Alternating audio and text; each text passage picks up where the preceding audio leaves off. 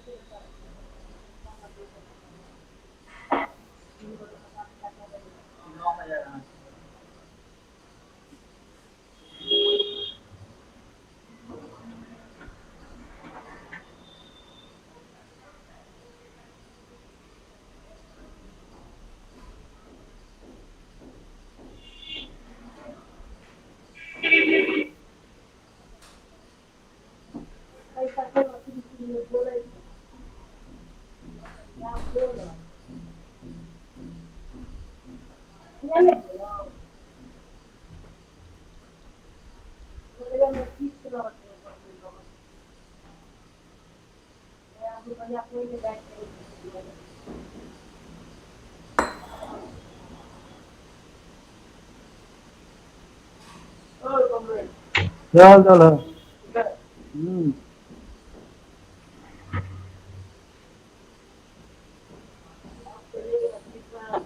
एकदम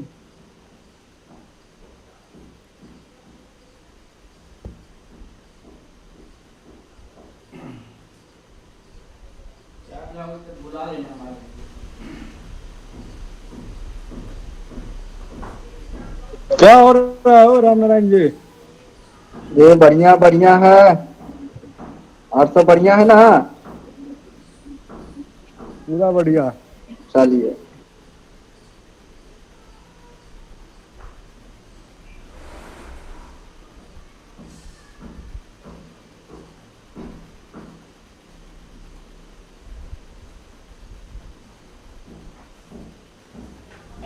टाइम है अभी क्या?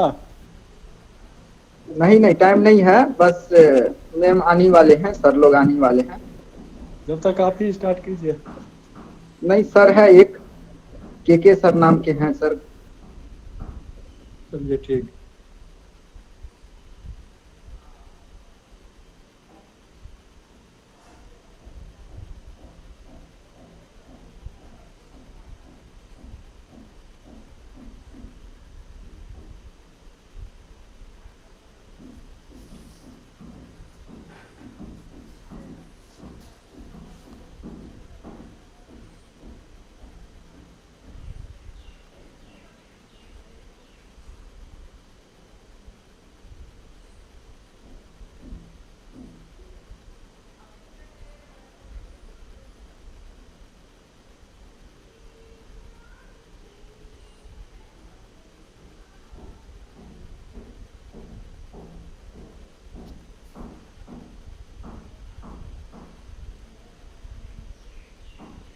प्रिंस जी,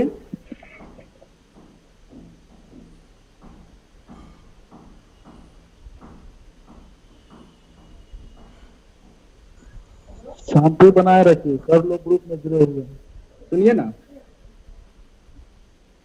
बाद में बात कर लेंगे मोबाइल पर, सब लोग ग्रुप में हैं।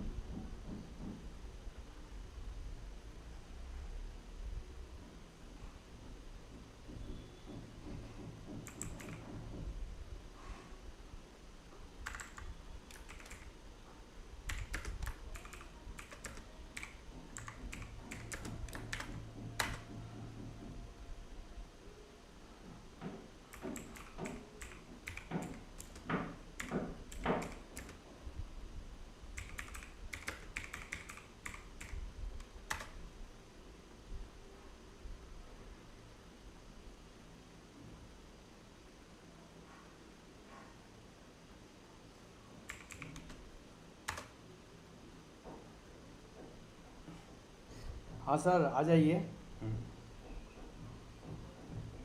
हाँ अभी कर रहे हैं सर, कर रहे हैं।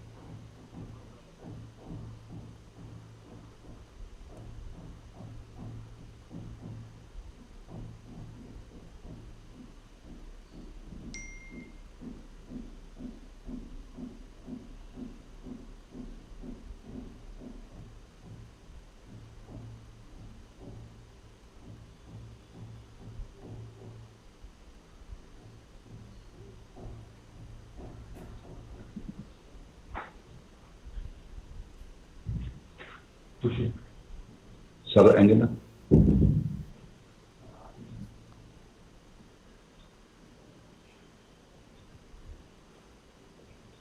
क्या साहू साहब आ गए?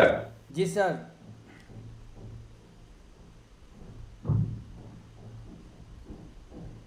क्या सर? सर नहीं आए हैं। और साहू साहब नहीं आया है? जी हेलो। हमारी सर पहुंच रही है आप लोग हाँ तक? प्रणाम सर, के हम नाम से के साहब। सर ज्वाइन है, सर बोल रहे आवाज़ आ रही है सर मेरी? सर हैं। जी सर हाँ, हमारी आवाज जा रही है? हाँ आवाज जी आ सर, रही आ है रही सर। है सर। ठीक। प्रणाम सर। हाँ प्रणाम प्रणाम सर।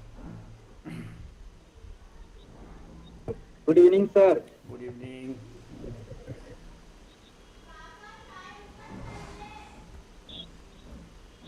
हाँ बेटा।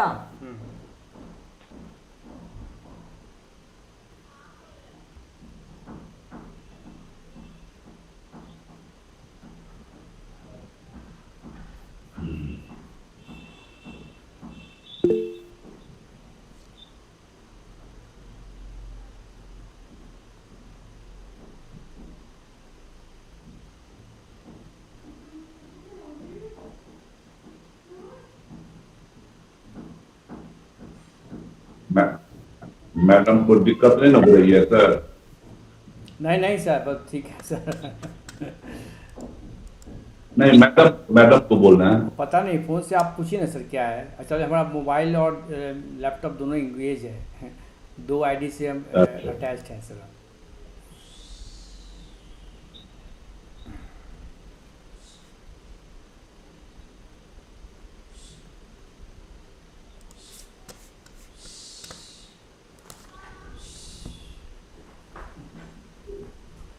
आप नहीं हमको लेके सीटी मारते रहो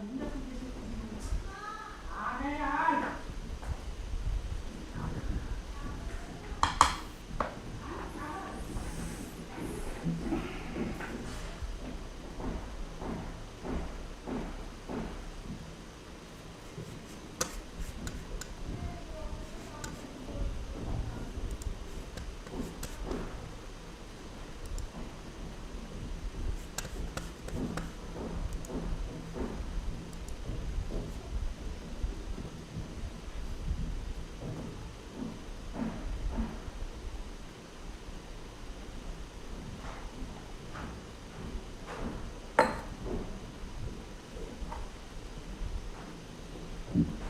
जी प्रणाम मैम। जी जी जी जो ज्वाइन कर लिया मैडम? आदत किया जाए। हाँ ठीक है।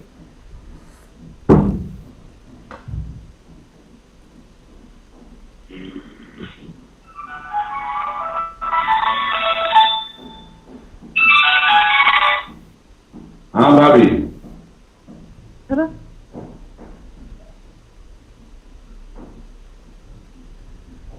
ए ए सोनू, सानू, सानू, ए सानू, हम आपको भेज देते हैं, उन लोगों पर भेज दी। ए सानू, ए क्लाइंट भी जो आया है बहुत विभाग को भेज दो, और बहुत विभाग का स्टूडेंट सब खा हाँ बहुत विभाग को भेज दो, भेज देंगे सबको। स्टूडेंट को ये तो दे दीजिएगा ग्रुप में डाल। और दूसरा बात, विद्यार्थी को समझा दीजिएगा कि वो तो मॉर्निंग में ही के साहू साहब व्हाट्सएप पर डाल दिए थे। अच्छा अच्छा हाँ अभी सन भेज रहा है जी। ठीक है ठीक, क्या कि अभी प्रोडीसी मैम आ गई हैं, फर्स्ट क्लास में का।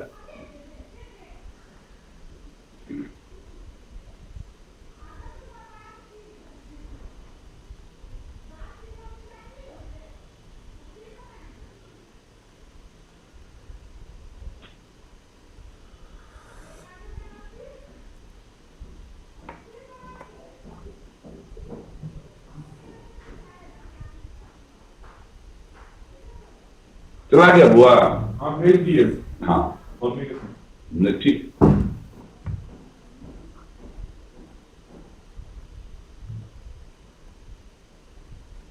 कितने बच्चे ज्वाइन किए हैं सर अभी तक?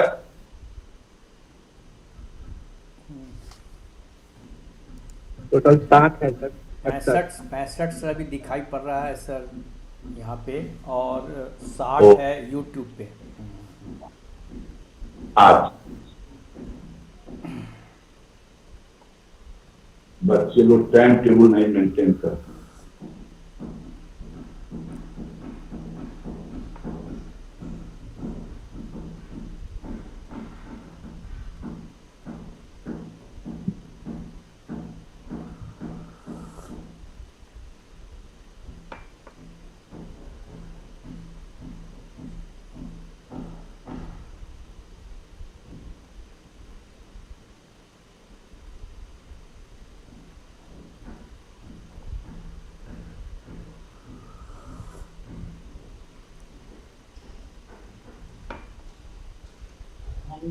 बताओ मैंने एमबीपी कौन पता जो है क्या कनेक्शन जे बाकी चीज से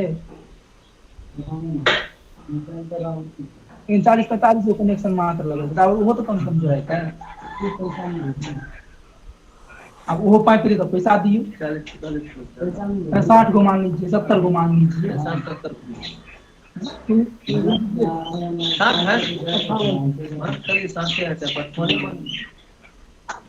नहीं तब एमबीपी पाइप अब वो सिस्टम चलता है। संतोष जी म्यूट कीजिए आप अपना, बहुत आवाज आ रहा है आपकी तरफ से। ठीक ठीक।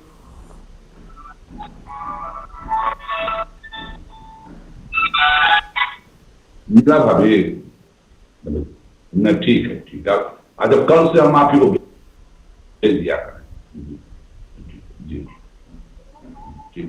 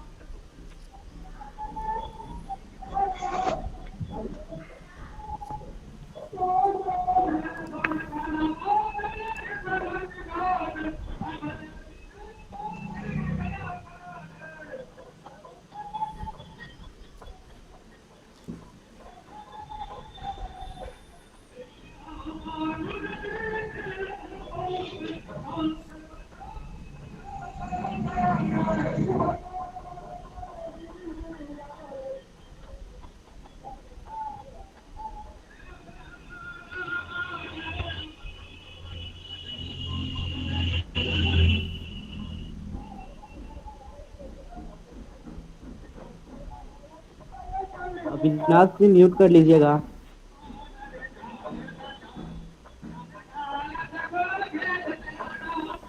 आप लोग अविनाश जी म्यूट कीजिए, अविनाश जी क्या करो? अपना म्यूट कर लीजिए। क्या आप लोग ऑफ कर लें? कृपया आप लोग अपने माइक को ऑफ कर लें।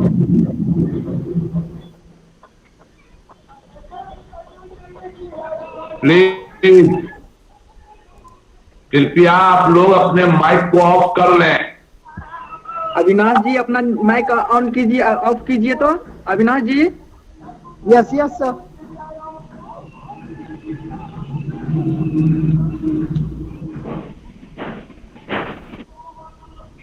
माइक माइक ऑफ कीजिए ना आप, माइक माइक जो है।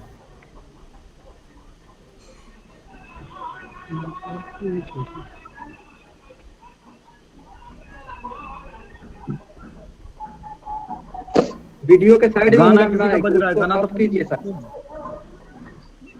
किसी का गाना बज रहा है। वीडियो के ऑफ नहीं करने आता होगा।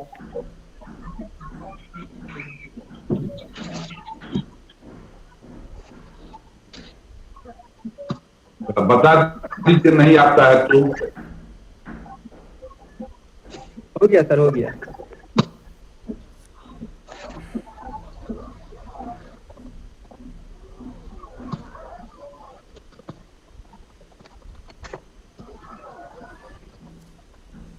Good afternoon sir. Good non.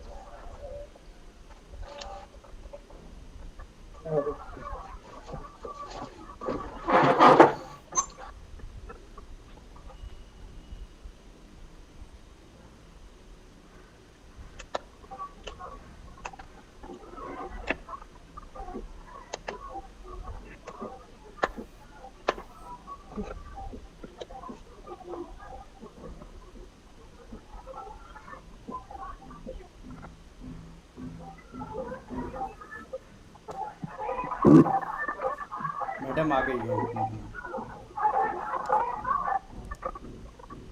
हाँ, मैडम को प्रणाम।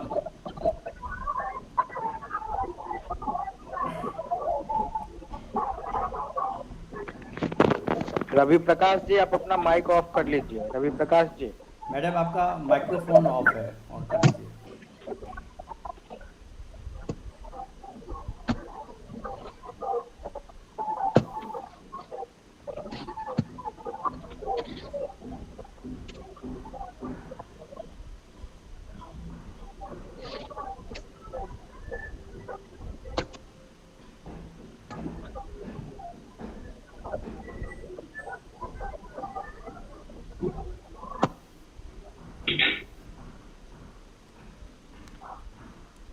मैडम ज्वाइन कर ली हैं। अच्छा अच्छा। मैडम का माइक्रोफोन म्यूट है, अनम्यूट कर लीजिए मैम। अच्छा।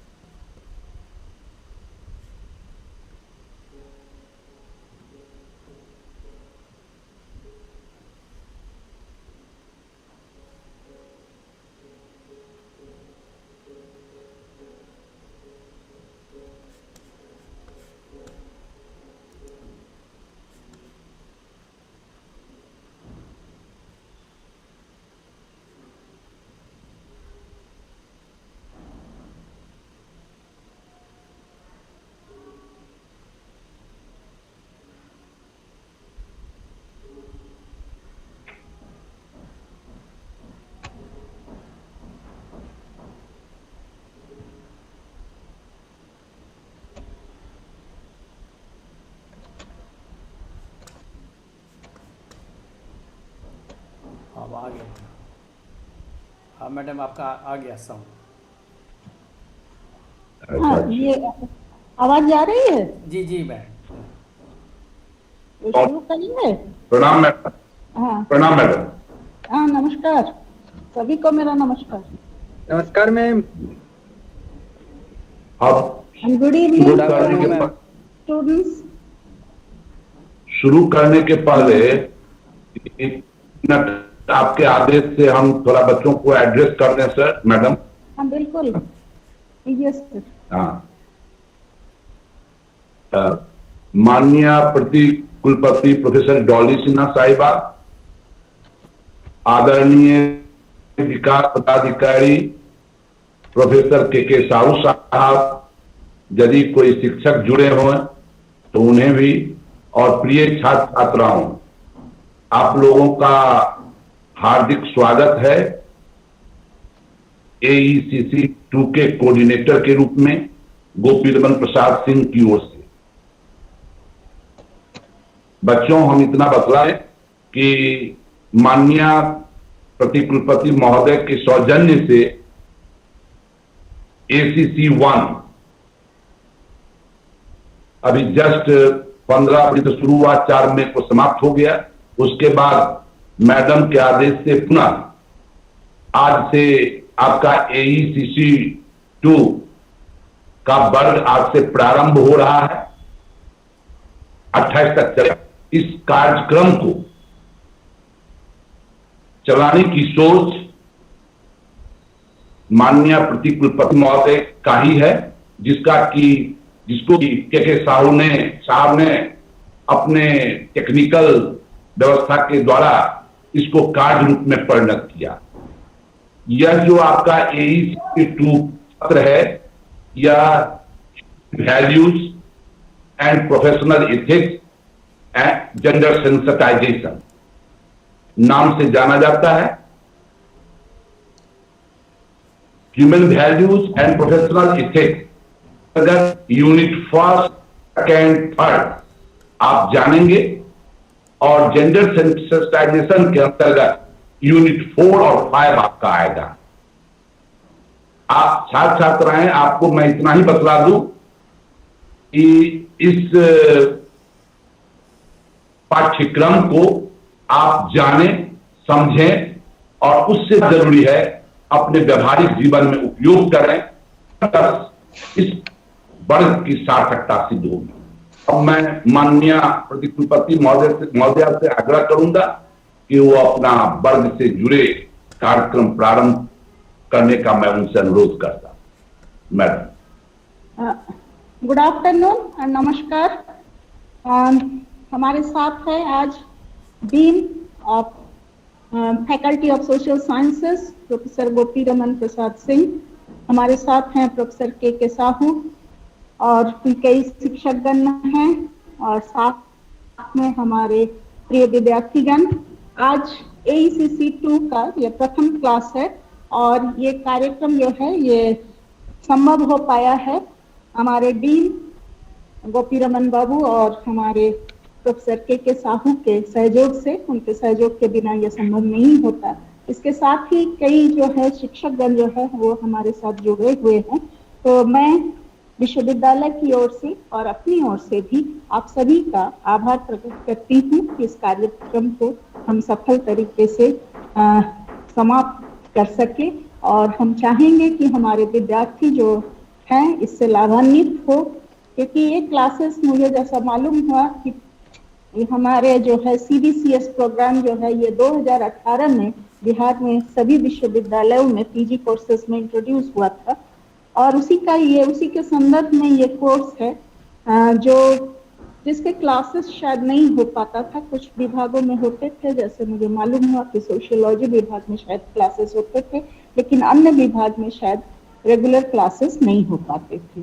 तो उसको ध्यान में रख के, चूंकि ये विषय जो है बहुत महत्वपूर्ण टॉपिक है, और जब CBCS इंट्रोड्यूस हुआ उसके साथ ही जो है ये कोर्स जो है AECC 2 में, जिसका इस कोर्स का जो है आप जानते हैं कि इसका जो नाम है कोर्स का ये है human values, professional ethics and gender sensitisation.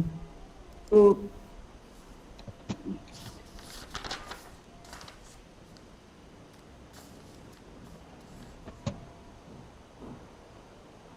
ये स्लाइड्स क्या आपको दिख रहे हैं?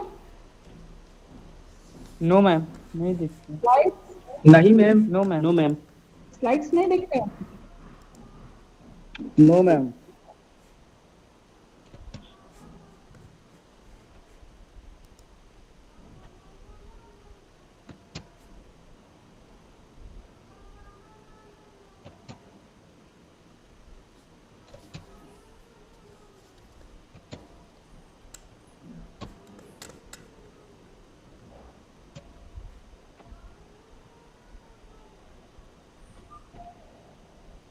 आवाज आ रही है?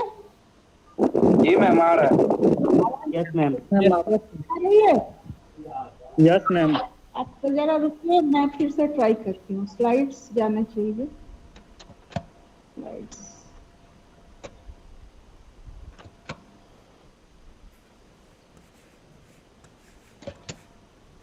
दिख रहे हैं?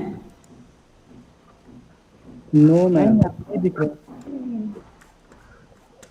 मैम प्रेजेंट कर दीजिए। हाँ, प्रेजेंट कर दिया। Thank you. साहू सर, जी जी मैम। हेलो। हाँ जी सर मैम। साहू, जी जी सर। ये स्लाइड तो प्रेजेंट में जाके मैंने स्क्रीन शेयर किया, ये क्यों नहीं आ रहा है? तो प्रिंट नाउ जब करती होगी तो तरह तरह का ओपन विंडो आता होगा उसमें प्रेजेंट नाउ प्रिंट नाउ पर क्लिक कीजिए एक बार फिर से। उस पर देखिए क्या आ रहा है।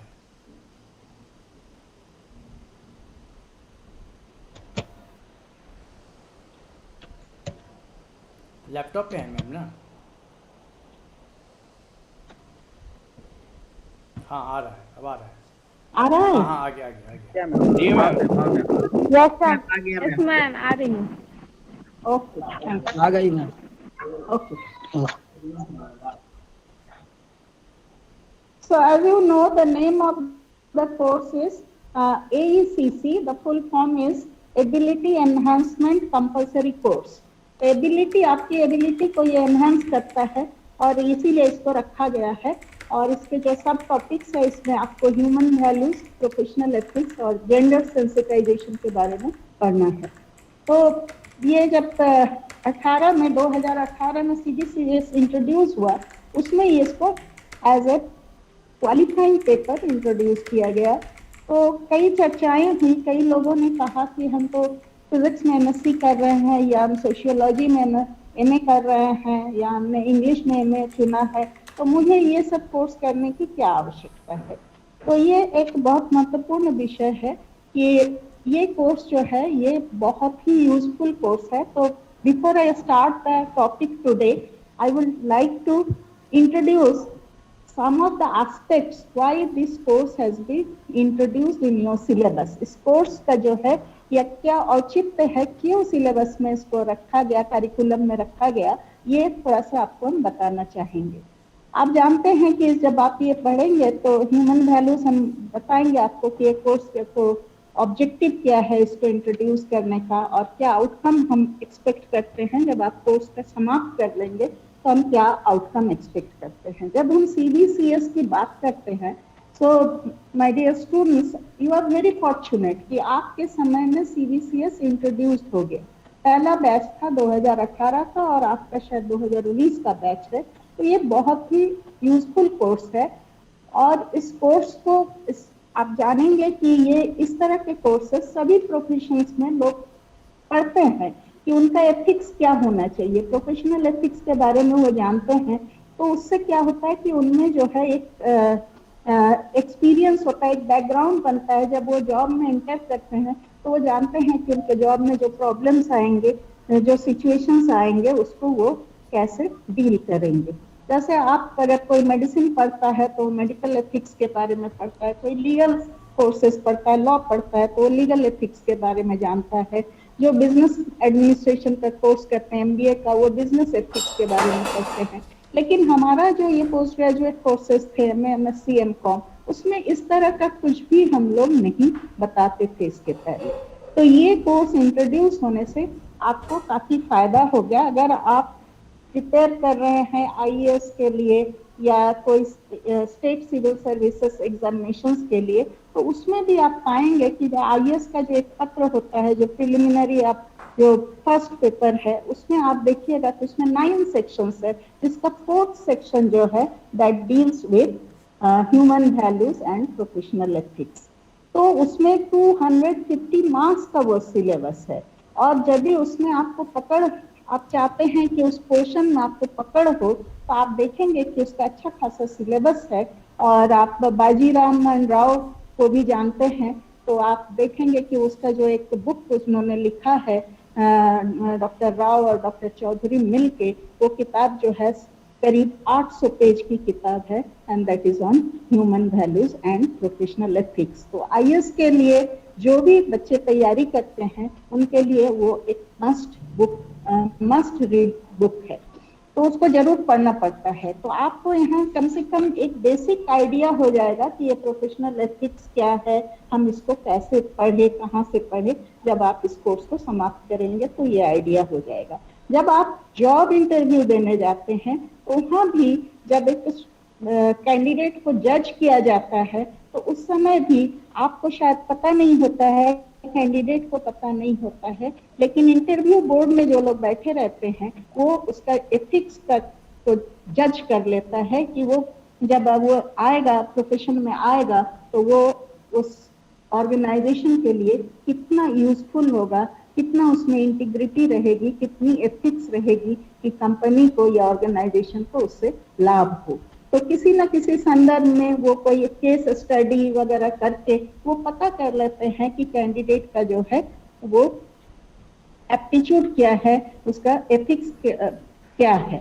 तो जैसा कि कई बार हम भी प्रोफेशनल कोई इंटरव्यू बोर्ड में कभी बैठते हैं, तो हम जरूर पूछते हैं कि आपको कितनी भाषाएं आती है कैंडिडेट से।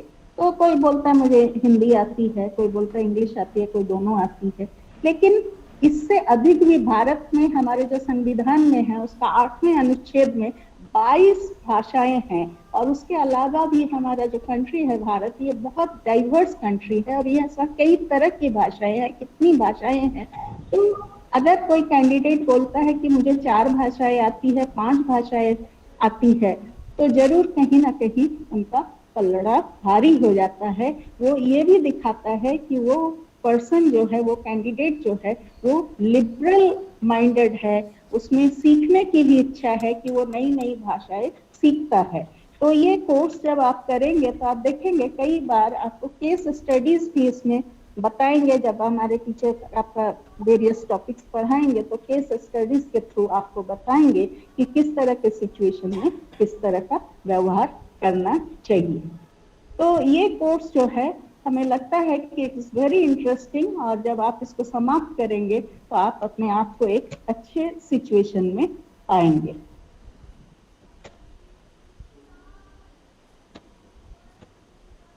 तो AECC 2 जिसके टॉपिक्स है human values, professional ethics and gender sensitisations. तो ऑब्जेक्टिव ऑफ द कोर्स को अगर हम समराइज करें तो हम उसको इस तरह से कर सकते हैं। सो दिस कोर्स जो है, इसका ऑब्जेक्टिव है to create an awareness on ethics and human values. Human values और एथिक्स के बारे में आपको अवेयरनेस क्रिएट करेगा ये कोर्स। टू अंडरस्टैंड सोशल रिस्पॉन्सिबिलिटी, सामाजिक जिम्मेदारी क्या होती है, इसके बारे में भी आपको आइडिया होगा। To understand importance of following work ethics in professional life, आपके जो प्रोफेशनल लाइफ में जब आप एंटर करेंगे तो वहाँ वर्क एथिक्स का जो इम्पोर्टेंस है उसके बारे में भी आपका समुचित ज्ञान होगा। To understand to behave rationally with all genders including women, third gender, transgender and others. तो हम सभी जानते हैं कि कई बार जो है दूसरे जेंडर के साथ बर्ताव जो है वो समुचित नहीं होता है। तो ये कोर्स जो है उस पर भी आपको प्रकाश डालेगा कि अदर जेंडर के साथ आपका बिहेवियर कैसा होना चाहिए, तो उसके बारे में भी आपका एक एक्सपोजर मिलेगा। To enable handling ethical dilemma while discharging duties in professional life, जब आप प्रोफेशनल लाइफ में एंटर करोगे तो बोलते कि कई बार जो है एथिकल डिलेमा आता है, कुछ हम केसेस डिस्कस करेंगे eight the end of this lecture. तो उस सिचुएशन में भी कैसे बिहेव करना चाहिए उसके बारे में भी आपको ये कोर्स करने से आपको एक ज्ञान होगा। जब कोर्स आप कर लेंगे तो ये CBCS की खूबी है कि कोई भी कोर्स, यहाँ आप जानते हैं कि पहले आप बोलते थे कि जैसे MSc in psychology it is a course. अब CBCS में जो है MSc in psychology is not a course, rather it is a programme. MSc in psychology या कोई भी विषय में जो आप इनमें MSc M.Com कर रहे हैं वो एक प्रोग्राम है और उसमें जितने पेपर्स है each paper is a course. तो ये ईच कोर्स, इसलिए पेपर को कोर्स यहाँ कहा जाता है कि ईच पेपर का अपना इम्पोर्टेंस है। जब आप कोई इस तरह के अच्छे कंपनी में अप्लाई करेंगे तो वहाँ आपका देखेगा कि आपने AECC 1 में आप ये ह्यूमन वैल्यूज, प्रोफेशनल एथिक्स और जेंडर सेंसिटाइजेशन में आपने कोर्स किया है। Of course this is a qualifying paper, इसीलिए आपको अगर 45% मार्क्स आपका CIA में आ जाता है और एंड एग्जाम में आ जाता है तो आपको डिग्री मिल जाएगी। लेकिन इस पेपर में भी अगर आपको अच्छा ग्रेड प्राप्त होता है तो आप जब कंपनी में अप्लाई करेंगे, कोई ऑर्गेनाइजेशन में अप्लाई करेंगे या फॉरेन में अप्लाई करेंगे, खासकर एडमिशन लेने के लिए आप PhD में या कोई दूसरे प्रोग्राम में, तो वहाँ पे वो आपको इम्पोर्टेंस मिलेगा कि you have already done A course on this topic, और उसमें अगर आपका अच्छा ग्रेड है तो उसको वैल्यू एडेड होगा। तो ये बहुत इम्पोर्टेंट है। तो जब हम CBCS की चर्चा करते हैं तो जो भी पेपर या कोर्स हम पढ़ते हैं सबसे पहले ये जानना उचित होता है कि ऑब्जेक्टिव क्या है कोर्स के, इस टॉपिक्स को, इस कोर्स को क्यों रखा गया है करिकुलम में। तो ये बहुत इम्पोर्टेंट है। जब आप पढ़ना शुरू करेंगे उसके पहले 2 मिनट 5 मिनट सोचेंगे कि ये कोर्स को क्यों रखा गया, हम क्यों पढ़ रहे हैं। और जब आप कोर्स को समाप्त कर लेंगे तो फिर एक बात आती है कि कोर्स पढ़ने के बाद आउटकम क्या हुआ, आपने क्या सीखा। तो इसमें जो हम लोग इस कोर्स से, ये जो आपका AECC 2 है, इसमें हम लोग एक्सपेक्ट कर रहे हैं, expected outcomes are to maintain peace in the society. आप समझ रहे हैं कि सिंपल है ये, समाज में आप कैसे शांति रखेंगे। To follow work ethics in professional life, आपके जो प्रोफेशनल लाइफ होगा उसमें आप वर्क एथिक्स को तो कैसे मेंटेन करेंगे। To become a balanced and positive human being able to contribute for the good of the family, nation and human race. तो हमारा जो MDT शुरू होता है वो एक इंडिविजुअल से शुरू होता है। इंडिविजुअल जो है वो फैमिली का पार्ट होता है, उसके बाद जो है हमारा सोसाइटी आता है, राष्ट्र आता है, और सर्वोपरि जो है वो ह्यूमन जाति जो है, ह्यूमन काइंड या ह्यूमन रेस है वो आता है, या ग्लोबल जो हमारा विश्व बंधुत्व की हम बात करते हैं तो वो आता है। तो उसमें हम कैसे एक बैलेंस्ड और पॉजिटिव ह्यूमन बीइंग की तरह बिहेव करें और we contribute for the good of the family, society, nation and human race, ये भी आपको इस कोर्स को आउटकम में हम लोग पाएंगे। एंड अल्टीमेटली क्या है कि आप किसी का भलाई करेंगे तो वो है, वो ड्यूटी है, आपकी रिस्पॉन्सिबिलिटी है, but ultimate goal in life is to attain happiness. तो मुझे लगता है कि इस कोर्स का सिलेबस जो है वो इतना केयरफुली चूज किया गया है कि जब आप ये पूरे कोर्स को कर लेंगे तो आपको कहीं ना कहीं एक रास्ता ये भी दिखेगा to attain happiness in life, और इससे बड़ा कुछ हो नहीं सकता है। बाकी कोर्स जब आप करते हैं, आई डोंट नो, कोई कोर्स आपको पढ़ने में अच्छा लगता है, कोई उतना अच्छा नहीं लगता है, लेकिन हैप्पीनेस इंडेक्स बढ़ाने के लिए और कोई कोर्स या प्रोग्राम शायद ही सिलेबस में होता है। तो हम एक्सपेक्ट करेंगे हमारे अच्छे आने वाले दिन में कई क्लासेस होंगे, तो आप इस कोर्स को ध्यान से पढ़ेंगे। Now the general purpose of the course, हम इसलिए इसको इतने डिटेल में बता रहे हैं कि आप अगर इसको जानेंगे तो ऑलमोस्ट इसका जो सिलेबस है वो भी आपको खुद ही पढ़ लेंगे। तो general purpose of the course जो है, so there is a growing demand for moral behavior amongst professional। जो प्रोफेशनल होते हैं जब आप काम में ज्वाइन करेंगे तो आपका मॉरल या एथिक्स क्या है वो बहुत इंपॉर्टेंट होता है। तो आपका जो ऑर्गेनाइजेशन वो ये डिमांड करता है। This course will provide a value based approach to ethical professionalism and provide a method of thinking about and dealing with ethical issues in the workplace. तो वर्क प्लेस में आप एथिकल इश्यूज को कैसे deal करेंगे वो भी एक purpose है. The course will provide a discussion of what a profession is and what it means to act professionally. Professionally कार्य कैसे किया जाता है इसके बारे में भी ये कोर्स जो है आपको कुछ आइडिया देगा. It will include a discussion of the features of moral reasoning and provide a case resolution method for dealing with ethical issues of the workplace. पहले भी मैंने कहा कि केस अगर हमारे जो शिक्षक गण आने वाले दिन में आपका क्लास लेंगे तो वो कुछ केसेस भी बताएंगे और उसमें आप देखेंगे कि केस के थ्रू कैसे आप इस सब्जेक्ट में आप जो है ज्ञान अर्जित करते हैं. The course will cover in depth those values central to moral life of any professional: integrity, respect for persons, justice, compassion, beneficence, and non-violence and responsibility. The course will conclude with a focus on the ethical issues facing people in the academic professions. क्योंकि हमारे जो आप लोग MSc M.Com कर रहे हैं, हम लोग एक्सपेक्ट करते हैं कि in future majority of you will B joining either teaching or research profession. तो इसलिए हम लोग कोशिश करेंगे कि एकेडमिक प्रोफेशन से जुड़े हुए जो एथिकल एस्पेक्ट है इसके ऊपर भी हम लोग कुछ आपको इसमें फोकस डालें.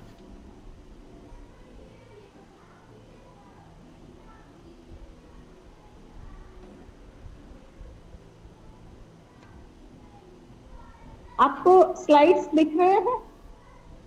हेलो. हाँ मैम, हाँ ma'am. No ma'am. Yes ma'am. ठीक है मैम. No ma'am. यस कैसे क्या जाने कैसे हो रहा है मैम? स्लाइड मैम नहीं दिख रही. नहीं दिख रहा है. मैम दिख रही है. मैडम आपका प्रेजेंटेशन काफी अच्छा आ रहा है. मैम आपका आवाज तो आ रहा है लेकिन स्लाइड नहीं दिख रही है. दिख रहा मैम, एकदम क्लियर दिख रहा. स्लाइड दिख रहा. अभी हट गया. नहीं आ रहा है तब आपके एंड में प्रॉब्लम होगा. मैम नहीं दिख रही आपका स्लाइड. अब आ गया. जी आ गई मैम, आ गई जी ma'am. Yes ma'am. Okay. Yes ma'am. So this is just a Hindi translation of what I said earlier. तो खासकर जो है हम इस पे फोकस मैम नेक्स्ट स्लाइड दिख रहा है. अखंडता, जी सर. जी मैम. व्यक्तियों के लिए सम्मान, न्याय, करुणा, उपकार, गैर दुर्भावना और जिम्मेदारी. इसके बाद ये सब चीजें जो है ये नैतिक जीवन में बहुत इम्पोर्टेंट है. तो इसके बारे में भी आपको इस कोर्स में प्रकाश डालेगा.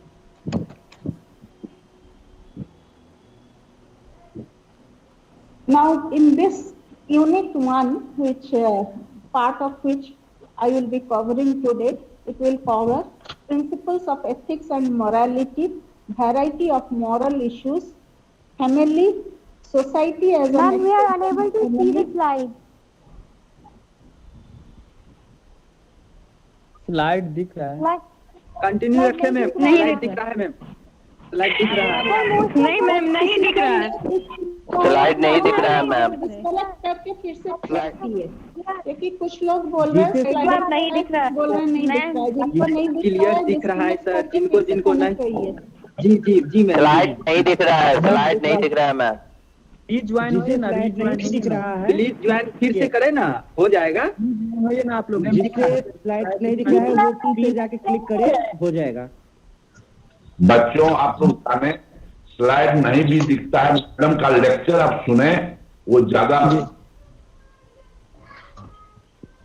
लेकिन स्लाइड दिखना चाहिए. स्लाइड मैंने बहुत मेहनत से बनाया बच्चों के लिए, इसलिए स्लाइड मैम दिख रहा है. स्लाइड बहुत अच्छा दिख रहा है मैम. कंटिन्यू रखते मैम दिख रहा है. उसे कहिए पिन करने के लिए. आप डिस्कनेक्ट होके ये फिर लोग समझ कनेक्ट ही नहीं होइए. पा रहे हैं जिनको नहीं स्लाइड दिख क्या रहा है है. और वीडियो क्या है. कंटिन्यू रखते वो दिख रहा है.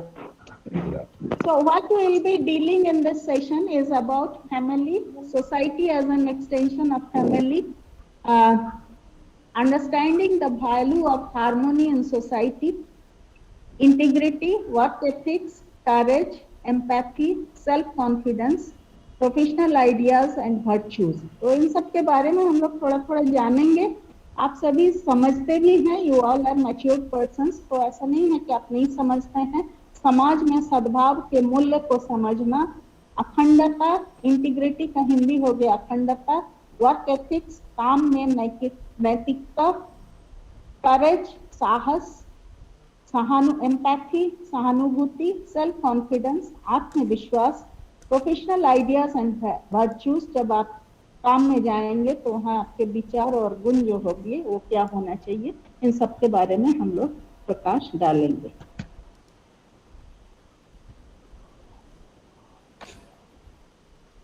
So family, as we all know, is the basic unit of human interaction.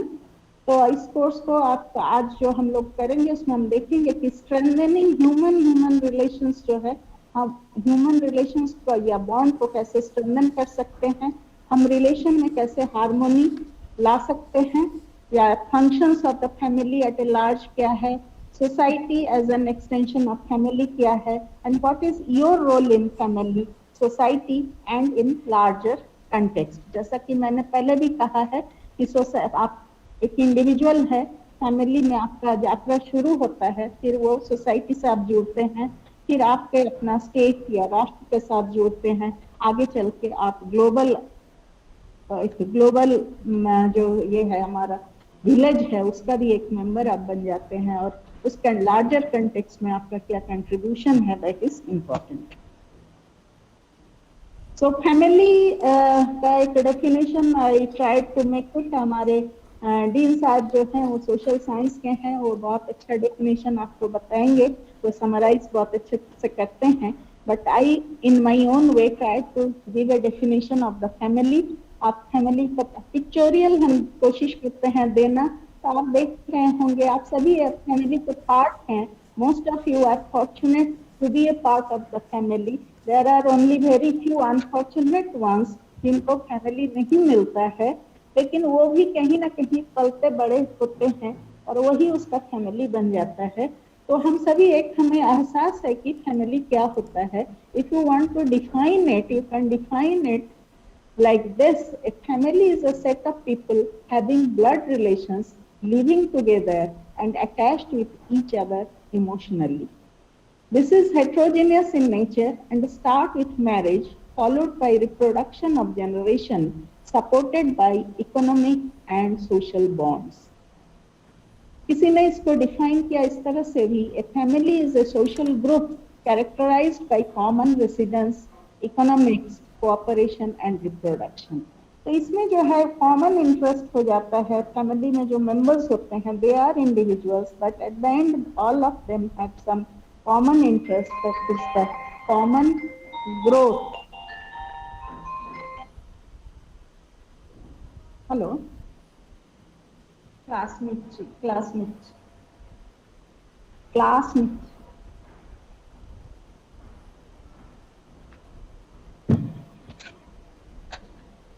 तो एक कॉमन जगह में वो रहते हैं और उसका जो इंटरेस्ट भी है वो उसका आर्थिक और अपना जो भी है ग्रोथ का जो है विकास का एक जो है कॉमन इंटरेस्ट सभी का होता है।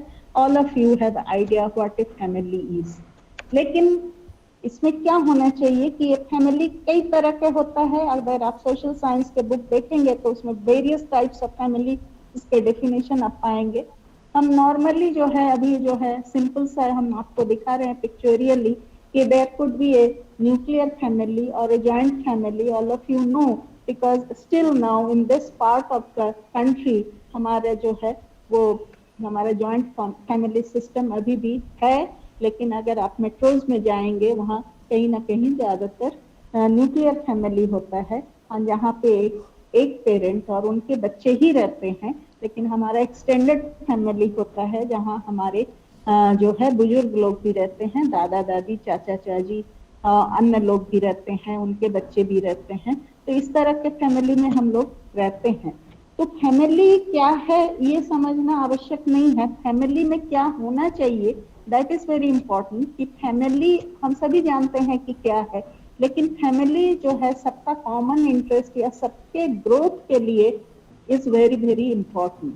As I told you in the previously also, there are a few unfortunate individuals who are grown up outside a family of their own blood relations. तो ये मजबूरी होती है कुछ लोगों के साथ, but most of us are very fortunate that हमें हमारी immediate family होती है, लेकिन इस family में भी बहुत जरूरी है the harmony. What is the harmonious relation in the family? Importance of harmonious relation in the family is very important. Or it is important to strengthen the bonding between family members and avoid family feuds या settle feuds. अगर किसी तरह से कभी कोई परेशानी भी आ जाए तो उसको कैसे settle करे, कैसे normally we should avoid it, but अगर आ भी जाता है तो it is important that inside a family it should be solved. So each member is an integral part of the family and needs to be treated with respect. Each member should know his or her responsibility very clearly without overlapping with others and needs to behave responsibly. This will bring a sense of belongingness in the family. Each member to respect each other's thought. Even a small kid has some sort of self-respect. Treat every person in a family as important. Pay respect and get respect. ये कोई बहुत अच्छी बातें हैं ये, और ऐसे कोई बहुत डिफिकल्ट या कठिन बातें भी नहीं है। हम सभी जानते हैं कि if I give respect, I will get respect. तो ये हमारे परिवार में कई बार हम लोग भूल जाते हैं, and many times we take the parental support जो है, the children most of the time takes parental support as granted. हमारे जो है पेरेंट्स कोशिश करते हैं बच्चों को सब कुछ देने का, and that should not be taken as granted. और अगर आपको रेस्पेक्ट या प्यार मिलता है, आदर मिलता है, सम्मान मिलता है, तो आपको भी वो सबको देना है, क्योंकि आगे चल के जो फैमिली में अगर आप फैमिली एथिक्स या फैमिली में अगर मॉरल वैल्यूज आप सीख लेते हैं तो that is very very important for your professional life, क्योंकि बाद में जो है जो सोसाइटी है that is an extension of family. जब आपको फैमिली में ही अगर आपकी ये जानकारी हो जाएगा तो सोसाइटी में भी you will behave as a responsible part of it. आप एक देश का जो है दायित्वपूर्ण रिस्पॉन्सिबल सिटीजन बनेंगे। आप किसी भी ऑर्गेनाइजेशन पे जाएंगे तो that would be an asset. तो मॉरल क्या है, हम इसको डिफाइन आज करने की जरूरत नहीं होती अगर हम ऐसे ही सीख जाते हैं, क्योंकि हम देखते हैं आज कि कई जगह जो है इमोरलिटी हो रहा है, करप्शंस हो रहे हैं, इसलिए अब हमें ये सिलेबस में इसको जोड़ने का आवश्यकता पड़ गया है। तो मॉरल एंड एथिक्स जो है ये बाहर सीखने के जगह ये घरों में या परिवार में ही सीखने की चीज है और हम सीखते भी हैं। So parents are protective towards their children and tries to provide all sort of comfort. They keep ignoring their children's small mistakes and try to give them time to correct. तो आपके जो पेरेंट्स है या परिवार में जो बुजुर्ग है वो आपको ऑल सॉर्ट्स ऑफ कंफर्ट देने की कोशिश करते हैं, आपकी छोटी छोटी गलतियों को वो दरकिनार करते हैं और आपको काफी समय मिलता है कि आप उसको सही कर ले। और ये उचित ही होता है कि आप उसको सही कर ले, नहीं तो आगे चल के जब आप सोसाइटी में समाज में आएंगे तो समाज में ऐसा नहीं है कि आप वहाँ पे आप फिट नहीं करें। अगर आपके वैल्यूज, आपके मॉरल्स, आपके एथिक्स सही नहीं होगा तो आप समाज में नहीं फिट करेंगे, आप आगे चल के अपना वर्क प्लेस में भी फिट नहीं करेंगे। तो no one likes a worker और employ who doesn't have proper values, morals and ethics. So never take relations as granted. जैसे पेरेंट्स आपके लिए सब कुछ करते हैं या बुजुर्ग आपके लिए सब कुछ करते हैं तो उसके आपको आदर मिलता है, सम्मान मिलता है, प्यार मिलता है, तो आपको भी रिटर्न वो सब कुछ देना होता है। So it has to learn, we have to learn these things at the family level itself. To take out some time to spend with every family member, if not possible daily, at least in a week you can do so. This will make the bonding stronger. आजकल हमारा काफी समय जो है, हर एक का जो समय जो है अपना प्रोफेशनल लाइफ को बनाने में काफी चला जाता है। हमको अपना काम रहता है, आपके स्टूडेंट हो तो आपको अपना पढ़ना लिखना है, अपना एक्सरसाइज करना, अपना फिजिक्स ठीक करना है, अपना सब कुछ अपना काम करना है। लेकिन उससे ज्यादा कहीं ना कहीं बहुत ज्यादा टाइम जो है हम लोग इंटरनेट में और वेब में देते हैं और कई बार तो हमें वो प्रोफेशनल काम के लिए, अपने पढ़ाई लिखाई के लिए आवश्यक होती है, लेकिन कई बार जो है अननेसेसरी हम अपने शेयर एंटरटेनमेंट के लिए बहुत समय हम लोग इंटरनेट में रहते हैं और घर के लोगों से बातचीत करने का भी समय नहीं मिलता है। तो ये जो है इसीलिए जरूरी है कि हम अपने घर में ईच फैमिली मेंबर्स के साथ कुछ न कुछ क्वालिटी टाइम हम बिताएं। So that is also very important. और so the harmony, family harmony is the basic foundation on which the entire edifice of social harmony is built. क्योंकि फैमिली में अगर ये हार्मोनी रहेगी तब हम जब सोसाइटी में जाएंगे तो हम भी will feel we behave in a responsible manner और सोशल हार्मोनी को भी वहाँ हम डिस्टर्ब नहीं करेंगे। अदरवाइज हम एंटी सोशल जैसा बिहेव करेंगे और सोसाइटी समाज में भी हम अपना positive contribution नहीं दे पाएंगे। So every individual carry its own personality. Like all fingers are not identical in size, all members have different character and personality and cannot act in the same way. So never try to treat all with same wavelength. Adjust as per individual. Give every person space. Now these are the important issues. If you learn it at your family level, you have to try to adjust as per individual, give every person जो है उसको अपने तरह से behave करने का और उसको उस तरह का space आप अगर family में ही सीख लेते हैं, दूसरे के काम में unnecessary interfere नहीं करें, give respect to others, उसको आदर सम्मान दे, उसके काम में इंटरफेयर नहीं करे, आप नेगेटिव काम ऐसा नहीं करे कि घर में और लोगों को आपके एग्जिस्टेंस से डिस्टरबेंस हो। तो जब आप समाज में जाएंगे तो आप समाज में भी वो काम नहीं करेंगे कि आपके कार्य से समाज में लोगों को जो हो वो डिस्टरबेंस हो या वो जो है असहज महसूस करे। जब आप इसी का एक्सटेंशन हो जाएगा बाद में जाके आपका वर्क प्लेस, जब आप वहाँ जाएंगे तो अगर आप फैमिली में ही ये वैल्यू सीख लेते हैं कि how to maintain harmony in the family, तो ये आपका लाइफ लॉन्ग एक एक्सपीरियंस हो जाएगा और आगे चल के आपको कोई भी प्रॉब्लम नहीं आएगी। कई बार हम लोग क्लोज फ्रेंड्स या फैमिली में भी प्रॉब्लम्स आते हैं, तो it's the best way is to start a dialogue. हम उनसे बातचीत के द्वारा उस प्रॉब्लम को सॉल्व करने की कोशिश करें, न कि हम उसमें वायलेंस या अदर टाइप का कुछ कार्य करें।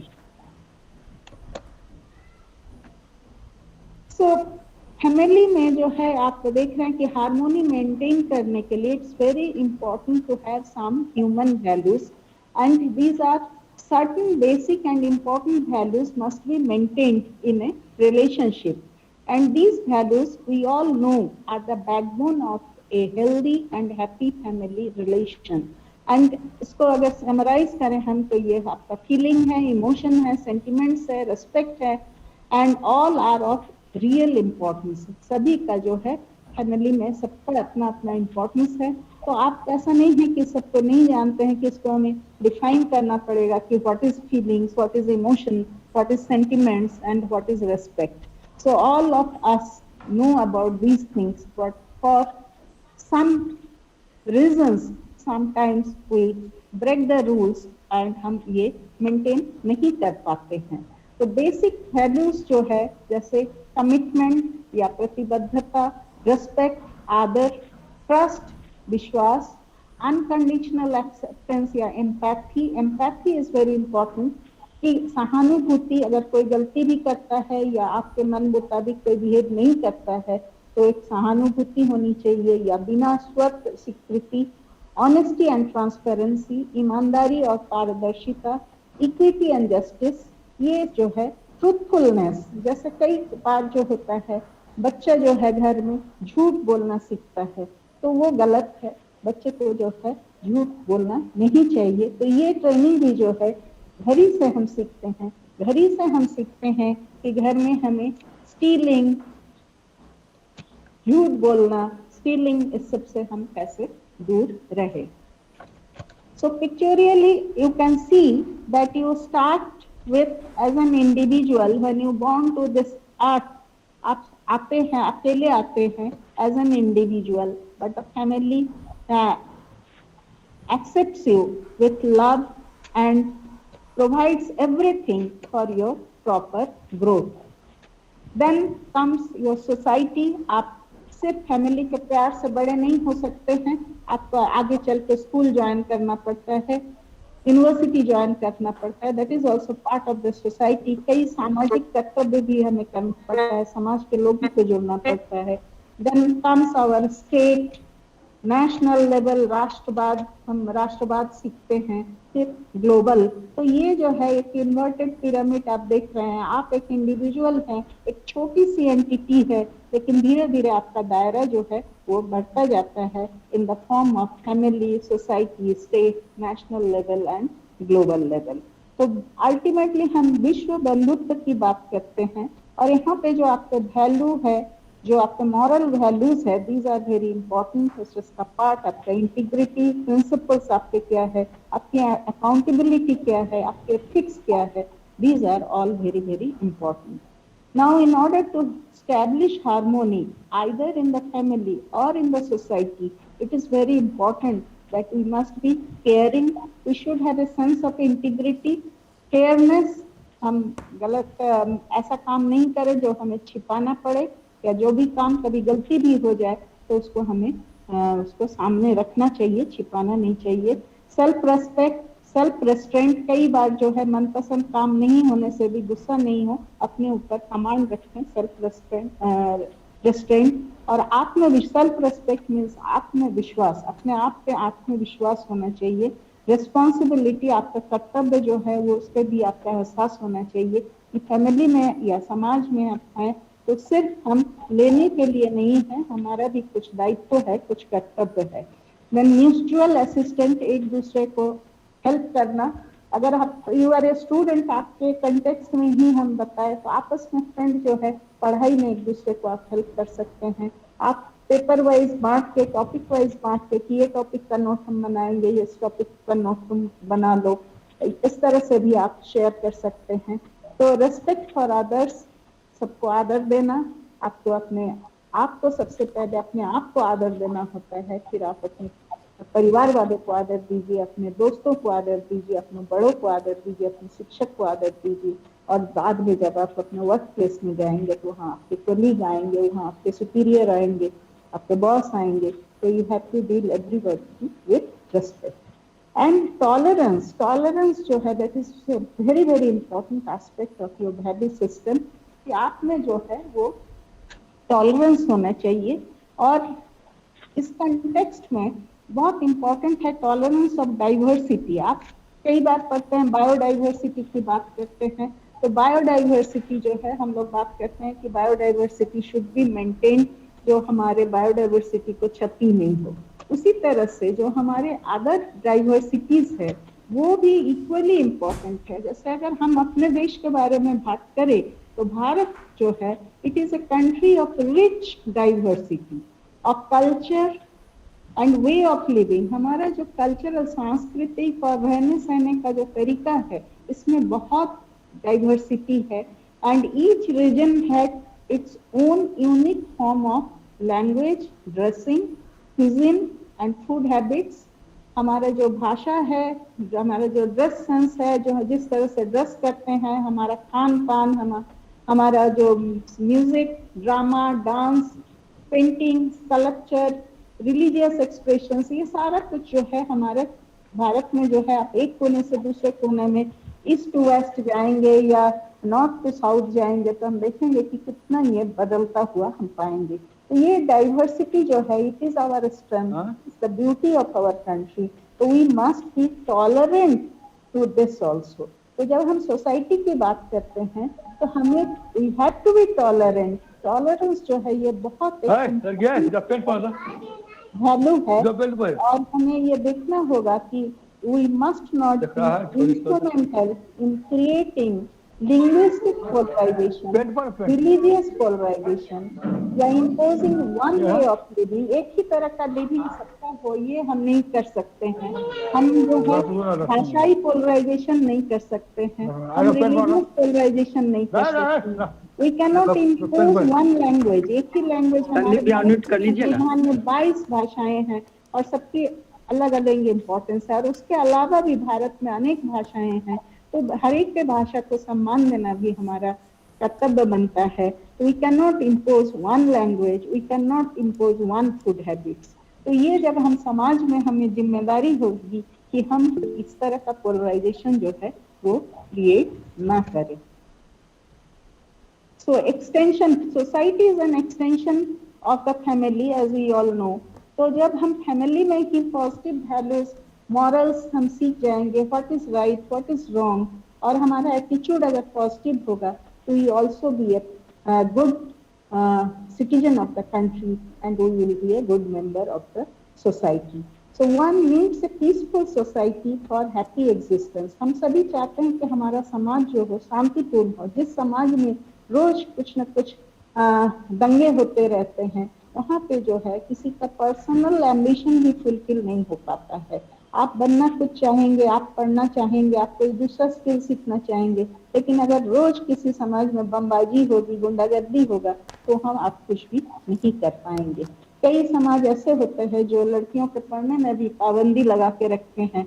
लड़कियां घर से निकलती हैं तो उनको परेशान करते थे, पहले हम लोग काफी देखते थे। तो this is not the way. So there should be a positive attitude. और जब हम मॉरल वैल्यूज और एथिक्स की बात करते हैं, नैतिकता की बात करते हैं, तो वो भी आगे चल के देखेंगे कि नैतिकता, राइट एंड रॉन्ग, क्या अच्छा है क्या बुरा है, ये कहीं ना कहीं एक बच्चा भी समझता है। तो जब हम सोसाइटी की बात करते हैं तो हम अपने पड़ोसियों के साथ शांतिपूर्वक रहें, ये बहुत इम्पोर्टेंट होता है। और कई बार जो होता है इस तरह का सिचुएशंस होते हैं, हमने कहा था कि कई बार डिलेमा ऐसी आएगी कि हम क्या करें, तो ये वहां पर भी ये आपको देखना पड़ता है कि ग्रेटेस्ट, तो aim at the greatest happiness of the greatest number.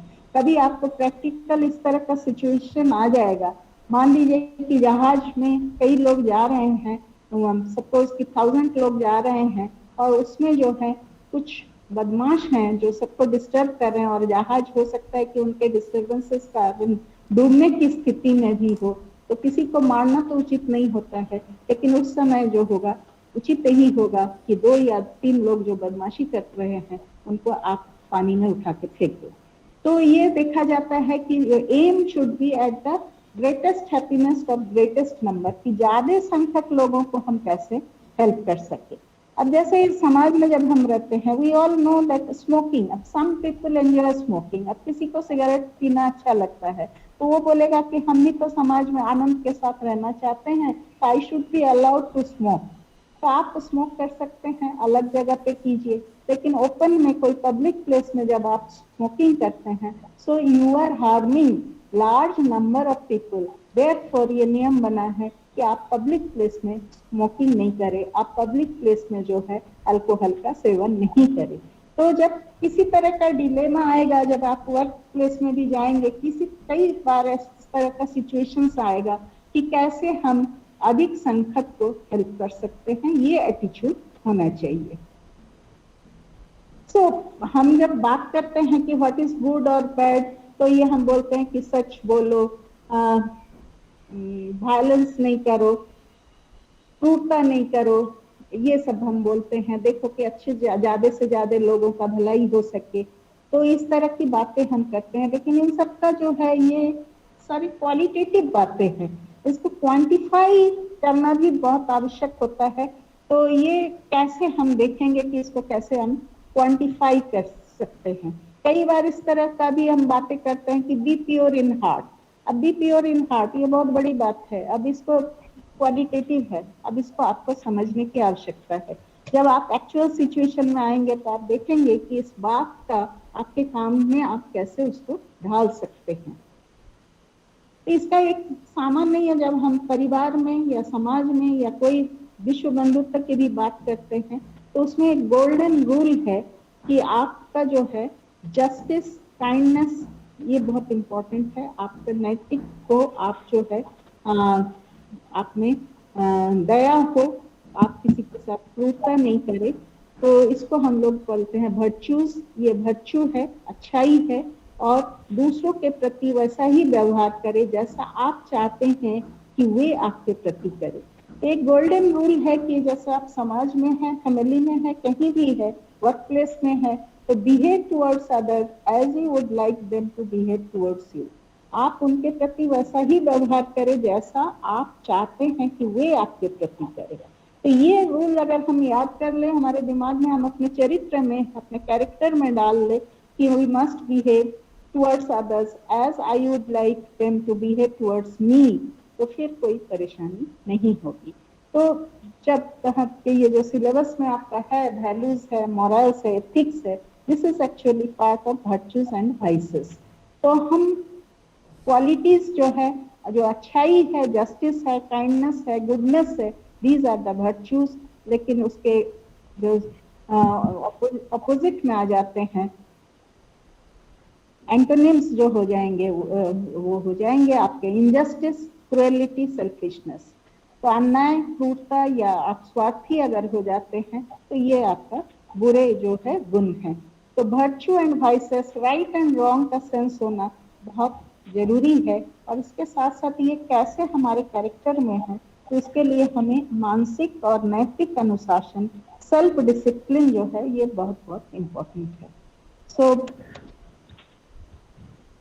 Right and wrong, should and should not, good and bad, right conduct, हम जो टाइप्स ऑफ वैल्यूज जो है वो आपका राइट कंडक्ट है, peace, truth, love, non violence. तो these are good things and हमारे जो वैल्यूज में ये हमारे चरित्र में हमें ये लाना होगा। सो दिस इज व्हाट आप आगे चल के पढ़ेंगे। इसमें कई टॉपिक्स हैं, इसमें आगे चल के आप वेरियस कैरेक्टरिस्टिक्स ऑफ मॉरल्स पढ़ेंगे। तो मॉरल में सिर्फ राइट एंड रॉन्ग ही नहीं आएगा, हायर आइडियल्स भी आपके आ जाएंगे, जिसमें आपका नॉलेज, कल्चर, स्पिरिचुअलिटी, ये सब भी आप देखेंगे, आगे पढ़ेंगे। आपका अभी हमने बात किया रिगार्ड्स फॉर अदर्स, जिसमें जस्टिस, सिंपैथी, बेनेवोलेंस, ये सब है।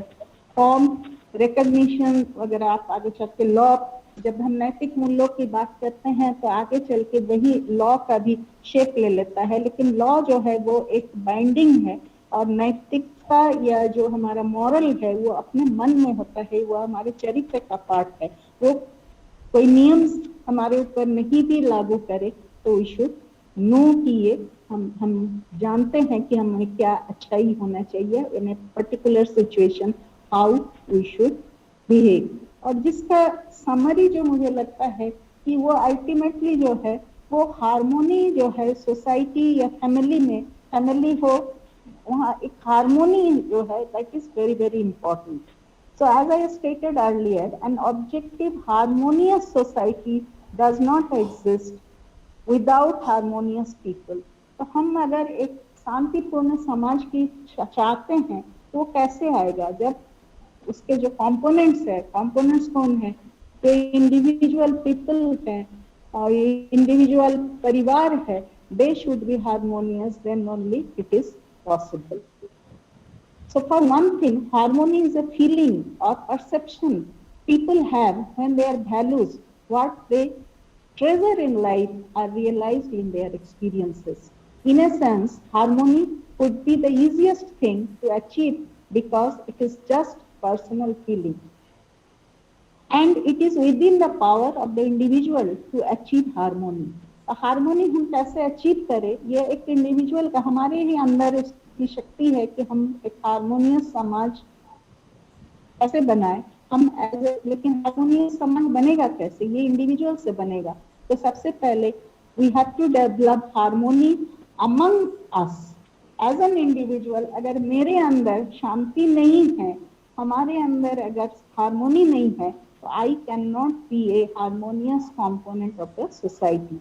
तो ये जो है एक चाइनीज इंटेलेक्चुअल्स जो है उन्होंने एक समराइज किया था कि लाइफ में आदमी को क्या चाहिए। तो उसमें उन्होंने 7 फैक्ट्स को रखा, 7 pairs of desires and miseries. जब हमारा डिजायर होता है तो उसके साथ मिजरीज भी जुड़े होते हैं। जब हम कोई चीज चाहते हैं और वो नहीं मिलता है तो उसके मिजरी भी उसमें आ जाते हैं। तो 7 pairs of desires and miseries were like this, life versus death, the desire to live and not to die. तो अभी हम कोरोना के माहौल में इसको बहुत अच्छी तरह समझ रहे हैं। तो इसका जो 7 पेयर्स का जो सबसे इंपॉर्टेंट पेयर है, that is life versus death. If we are alive then only we can achieve something. अगर रहता ही नहीं है, मनुष्य ही नहीं रहता, जीवन ही समाप्त हो गया, तो फिर आगे तो कोई डिजायर या उसके फुलफिलमेंट की बात ही नहीं आएगी। तो life versus death is the first pair. The second pair is young and old. So the desire to stay young and the fear of aging. आप सभी समझ रहे हैं कि all of us, most of us want to stay young, look beautiful, and the fear of aging, बुढ़ापे का डर होता है. So young and old, the second pair. Then good health versus illness. The desire to be healthy and not sick. Everybody wants to be healthy and not sick. Corona ने हमें ये भी सिखा दिया कि सब लोग चाहते हैं कि हमें कोरोना नहीं हो। I want to be healthy. Then love versus loss of love. The fourth one is love versus loss of love. The desire to hold on to love and not to lose it. अपने प्यार तो खोना नहीं चाहते हैं लोग। Then the fifth one is friends versus enemies. The desire to be with friends and not among the enemies. अपने friends के साथ ही हम रहना चाहते हैं, अपने दुश्मनों के बीच में रहना नहीं पसंद करते हैं। Then wants versus the inability to have, the desire to possess and not to be denied. तो wants जो हमारा जो भी wants है, जो हम चाहते हैं, that is the possess करना चाहते हैं, और जो हम वो हमें प्राप्त हो and not to be denied. So these are the 7 pairs. Some Chinese intellectuals are defined as the core of living. जो बहुत important मुझे लगा, so I wanted to share it with my dear students.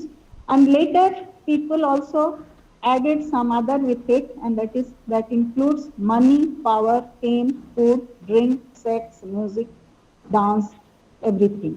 So उसके बाद में इसमें money भी चाहिए, पावर भी चाहिए, फेम भी चाहिए, फूड भी चाहिए, ड्रिंक भी चाहिए, सेक्स, म्यूजिक, ड्रामा, सब कुछ चाहिए लाइफ में। तो ये सब भी एक वांटिंग्स है, कि डिजायर है आदमी को, और जब ये डिजायर फुलफिलमेंट नहीं होता है तो आदमी दुखी हो जाता है। तो the desires are, when the desires are met, people have the feeling of harmony. जब हम खुश होते हैं तो हम सोचते हैं कि हम हार्मोनी में हैं। How easy is to achieve such a state depends on what people desire and how much they want. हम खुश कैसे रहें या हार्मोनी में कैसे रहे, ये डिपेंड करता है कि मेरा चाहत कितना लंबा है, मेरे चाहत का लिस्ट कितना लंबा है, और कितना उसका फुलफिलमेंट हो रहा है, और कैसे हो रहा है, या संभव है या नहीं।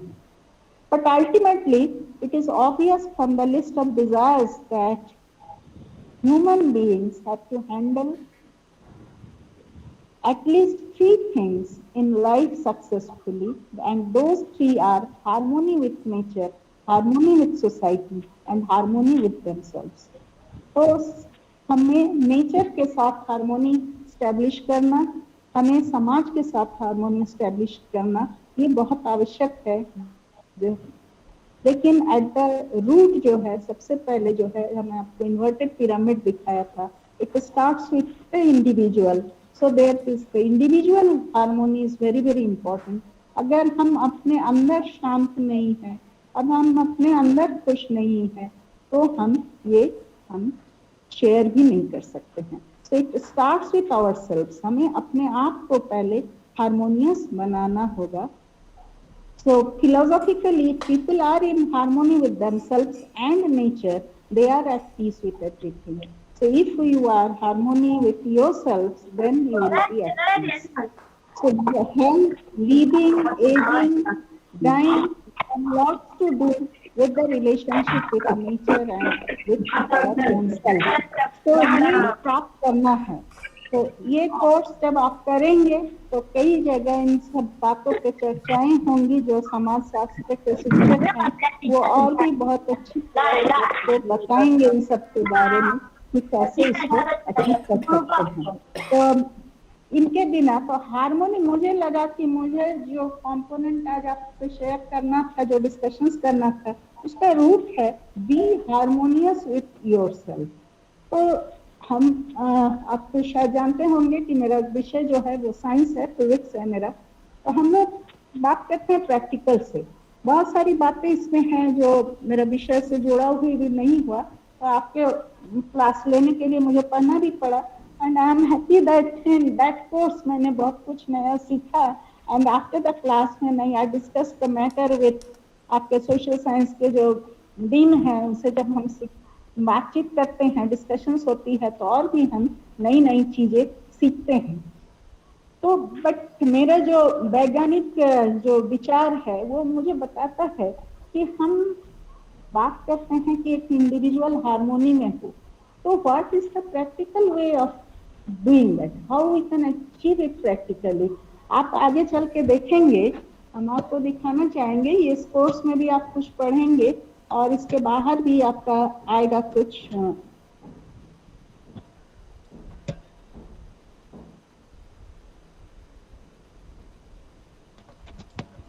तो चूंकि आपका यहाँ एक ही पेपर है और हम चाहते हैं कि ये पेपर जो है ये बहुत इम्पोर्टेंट है, तो आप बहुत कुछ इस पेपर में आप पढ़ते हैं लोग। जैसे आप जब IAS की तैयारी करेंगे तो आप देखेंगे कि उसमें आपको भगवत गीता का भी पढ़ना होगा, वहाँ पे आपको बुद्धिज्म के बारे में भी पढ़ना होता है। सब चीजों में ये डिफाइन किया हुआ है। गांधीयन एथिक्स भी आपको पढ़ना होगा और उसमें आप पाएंगे कि आप कैसे इन सब के बारे में, अहिंसा, नॉन वायलेंस, नॉन कोऑपरेशन, ये गांधीयन एथिक्स के बारे में आप जानेंगे। गांधीज मॉरलिटी विथ नेचर, ये भी आप देखेंगे। एनवायरमेंट,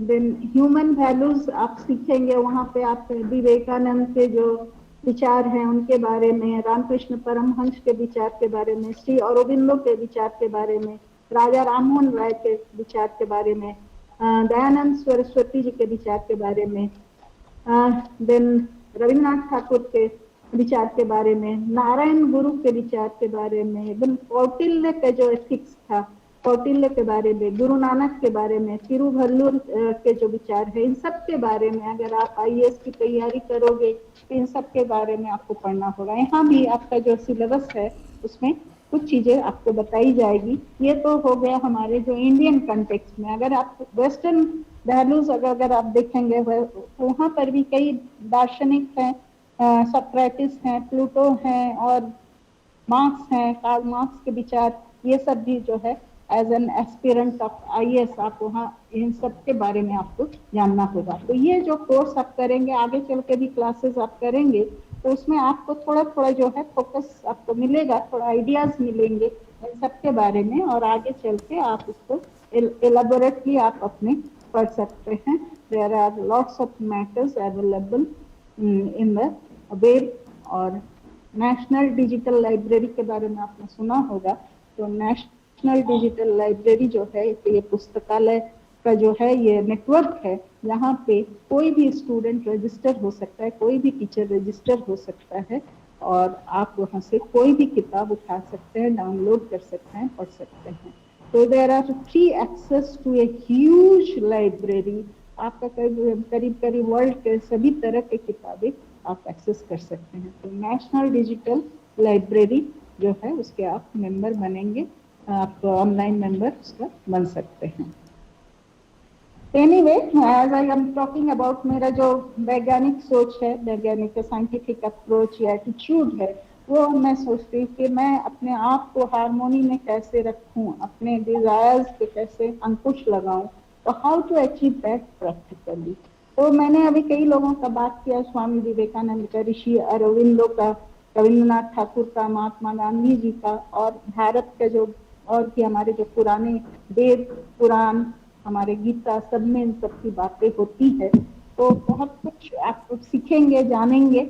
मुझे जो अच्छा लगता है एक प्रैक्टिकल अप्रोच है, ये कुछ स्टेप्स है, अगर इसको आप फॉलो करेंगे तो you can be at harmony with yourself, and then आपके राइट एंड रॉन्ग जो है, बेसिक मॉरलिटी या एथिक्स क्या है, the sense of right and wrong, और हम दूसरे के लिए वो काम नहीं करें जो हम चाहते हैं कि मेरे लिए नहीं हो, and that is the summary और बेसिक या जिस्ट है।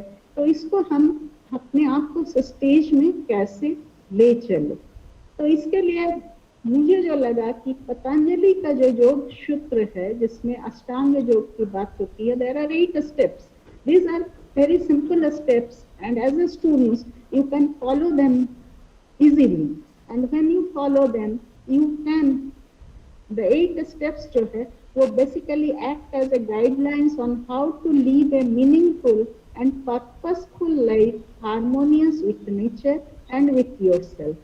तो ये जो स्टेप्स है, आप में से कई लोग योगा करते भी हैं। सेकंड सेमेस्टर में AEC जो आपका था या SEC स्किल एनहांसमेंट कोर्स, उसमें एक कोर्स ये भी था, योग साइंस पे भी कोर्स था, कुछ लोगों ने किया होगा, तो वहाँ पे आपने देखा है या सीखा है कि कैसे आप through this 8 steps you can attain harmony with yourself. The direct attention towards one's, इसमें जो है शुरू होता है अपने हेल्थ और हाइजीन से। और आज हम देख रहे हैं कि कोविड-19 से जो है हम किस तरह से every day we are losing some of our near and dear one, कितने लोगों में जो है कितने कष्ट है, तो यहाँ से शुरू होता है। इसलिए यहाँ पे जो है आपके हेल्थ एंड हाइजीन से ये यम, नियम, आसन, प्राणायाम, प्रत्याहार, धारणा, ध्यान और समाधि। हम आपको समाधि लेने के लिए नहीं बोलेंगे, लेकिन आप अगर शुरू करेंगे यम नियम, नंबर 1 में आता है यम, दूसरे में नियम, फिर आसन, तीसरे में प्राणायाम, 5वां हो गया प्रत्याहार, 6ठा हो गया धारणा, 7वां हो गया ध्यान और 8वां है समाधि। तो ये पतंजलि के जो अष्टांग योग हैं, इसके कुछ स्टेप्स भी अगर आप फॉलो करेंगे तो ये आपको अपने आप में एक शांति देगा, आपको तैयार करेगा, आपको स्ट्रांग बनाएगा, बोथ मेंटली एंड फिजिकली। तो आप वेरियस सिचुएशन में आप एक्ट करना सीखेंगे। इसमें आपका सिलेबस में आप देखिए कि एक वर्ड ये भी था, टॉपिक ये भी था, courage. Courage is also very important, कि हमें जो गलत हो रहा है उसको हमें नहीं मानना है, गलत काम के आगे झुकना नहीं है। आपको अगर कोई इंसिस्ट करता है गलत काम के करने के लिए तो उसमें झुकना नहीं है। गलत काम अगर कहीं हो रहा है तो उसके अगेंस्ट आवाज उठानी है। अभी हम देखते हैं कि अभी कोरोना काल में दवाई की होर्डिंग हो रही है, ऑक्सीजन सिलेंडर की होर्डिंग हो रही है। तो एज ए यूथ ये आपका दायित्व बनता है कि आप इसके अगेंस्ट भी आवाज उठाए। You should have the courage. तो आपको करेज कैसे होगा? जब आप फिजिकली और मेंटली स्ट्रांग बनेंगे तभी आप में करेज आएगा कि आप गलत काम के आगे झुकेंगे नहीं, आप गलत काम के अगेंस्ट आवाज उठाएं। तो I would recommend it very much to my students कि ये पतंजलि के अष्टांग योग के जो स्टेप्स है इसको आप फॉलो करें, and this will give you a very good exposure. It will make you ultimately a good human being. और हमारे सोसाइटी के लिए या हमारे जब हम विश्व बंधुत्व की बात करते हैं तो द अल्टीमेट इज कि आप एक अच्छे इंसान बने। तो जब आप अष्टांग योग की बात करते हैं तो यम से ये शुरू होता है। It deals with one's ethical standards and sense of integrity, focusing on our behaviour and how we conduct ourselves. और यही जो आपका सिलेबस में है वो भी यही बोलता है कि deals with one's ethical standards and sense of integrity, focusing on our behaviour and how we conduct ourselves in life. हम अपनी जिंदगी में, हम समाज, परिवार में, समाज में या हम अपने वर्क प्लेस में कैसे बिहेव करते हैं वो जो है ये हमें सिखाता है। So yamas are universal practices that relate best to what we know as the golden rule.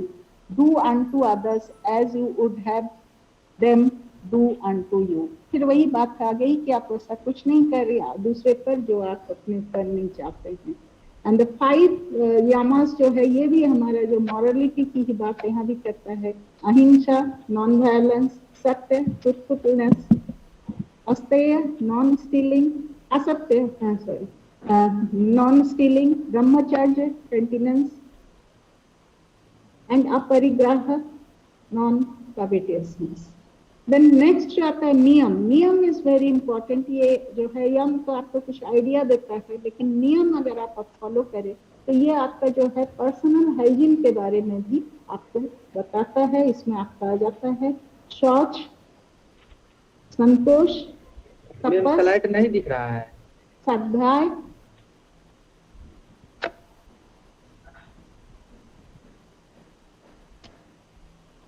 Slide नहीं दिख रहा है?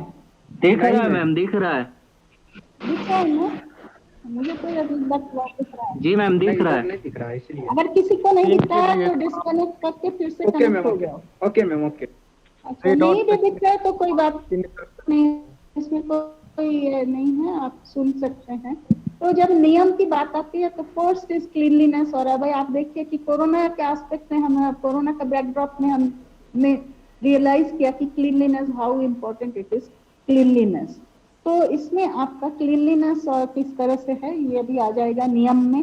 देन थर्ड जो है आपका आसन उसमें सिखाता है। हाँ, कुछ यौगिक आसन है, तो इसमें सम ऑफ द आसन्स जो है जो बहुत डिफिकल्ट नहीं है, so you being very young you can all practice them, तो सीख सकते हैं। आजकल यूट्यूब में ऑनलाइन सारा आपको सिखाया जाता है।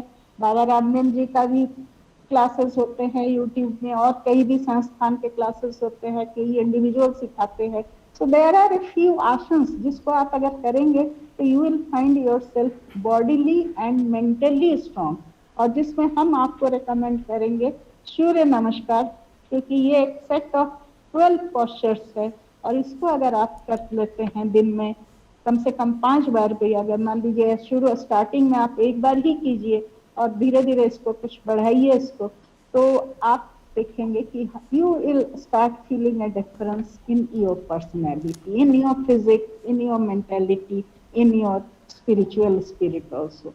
तो ये सूर्य नमस्कार या कुछ और भी आसन्स है जो और इजी है, वो भी आप कर सकते हैं। देन कम्स प्राणायाम, जो फोर्थ है वो प्राणायाम आता है। और कोरोना काल में हमने देखा कि प्राणायाम का कितना इम्पोर्टेंस है।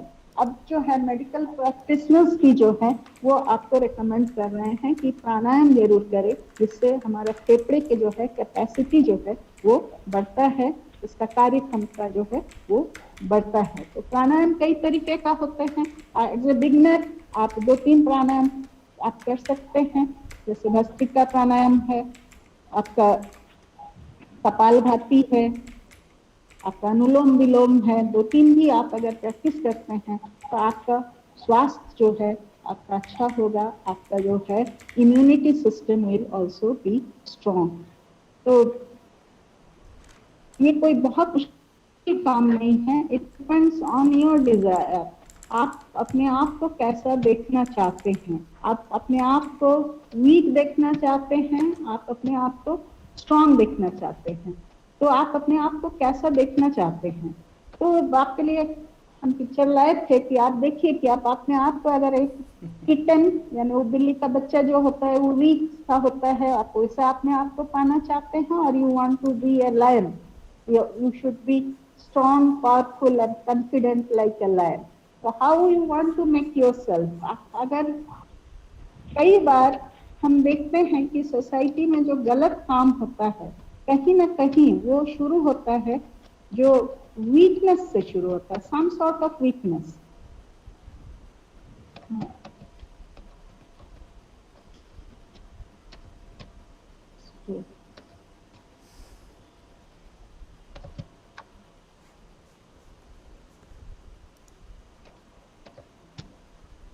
जैसे आप केस स्टडी में अगर हम बताएं आपको, तो कई बार हम लोग एग्जाम लेने चाहते हैं तो we find that some students are cheating, paper रखते हैं साथ में और उसको देख के लिखते हैं व्हाई चीटिंग। तो वो आपका एक वीकनेस है, क्योंकि आपने पढ़ाई को पूरी किया नहीं, तो दैट आप डर रहे हैं, आप में जब भय होता है तभी आप गलत काम करते हो। तो weakness, that is a weakness, right. से हम रॉन्ग काम तब करते हैं जब हमें किसी तरह का वीकनेस होता है। So it is very important that every individual should be strong physically, mentally, academically, skill wise, financially and intellectually. कोई चोरी क्यों करता है? उसका फाइनेंशियल प्रॉब्लम है तो वो चोरी कर सकता है। वो किसी के पास एग्जाम में चोरी क्यों करता है? क्योंकि उसने पढ़ाई ठीक से नहीं किया। आप थीसिस लिखते हैं उसमें दूसरे का कॉपी क्यों करते हैं? क्योंकि उसमें इंटेलेक्चुअल या एकेडमिक जो है वीकनेस है, अपने नहीं लिख सकते हैं, इसलिए दूसरे का जो है कॉपी करके पेस्ट करके उसको अपने बोल के चलाते हैं। That is called plagiarism. Then physical weakness, कई बार हम लोग देखते हैं स्टूडेंट्स भी आपस में लड़ाई झगड़े कर लेते हैं और जिसमें कई बार हथियार भी निकाल लेते हैं। लड़ाई झगड़े अगर हाथ से करते हैं तो वो उतना फैटल नहीं होता है, लेकिन जो वीक स्टूडेंट होते हैं वो हथियार रखते हैं। तो कहीं ना कहीं it is observed that normally the vices जो है जो होते हैं वीकनेस के कारण होते हैं। It can be physical weakness, it can be mental weakness, it can be academic weakness, it can be non developing skill, it can be financial weakness, it can be intellectual weakness. So ये क्या इस weakness पे हमको विजय प्राप्त करना है। जब हम स्ट्रांग बनेंगे तो हम एक हारमोनियस एलिमेंट बन जाएंगे सोसाइटी के लिए।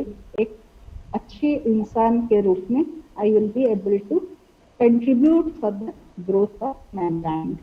तो कई बार तो आता है हमें जैसे जो आर्थिक रूप से समृद्ध नहीं है या जिसके परेशानी है उसमें हो सकता है कि कोई चुराने की आदत हो जाए।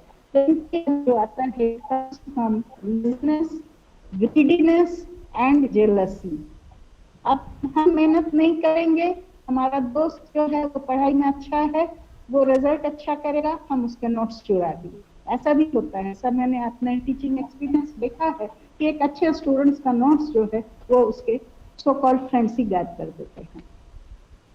कई बार हम देखते हैं कि ये लोग जो है लेजीनेस है, आपका लेजीनेस है कि आप अपना जो आपका दायित्व है, जो आपका कर्तव्य है उसको आप करते नहीं हैं।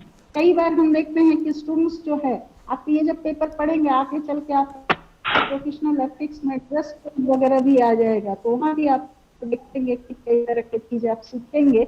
तो लेजीनेस के ऊपर you have to overcome with your laziness and you have to work hard.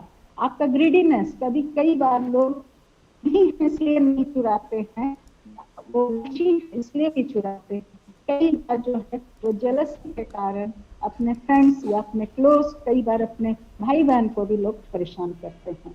तो इट इज नॉट डिफिकल्ट कि आप जो है आप गलत काम वाइसेस में इन्वॉल्व हो, आप अपने जो गलतियां है, जो बुराइयां है उसको आप छोड़ सकते हैं and you can be very virtuous person. आप अच्छे इंसान बन सकते हैं।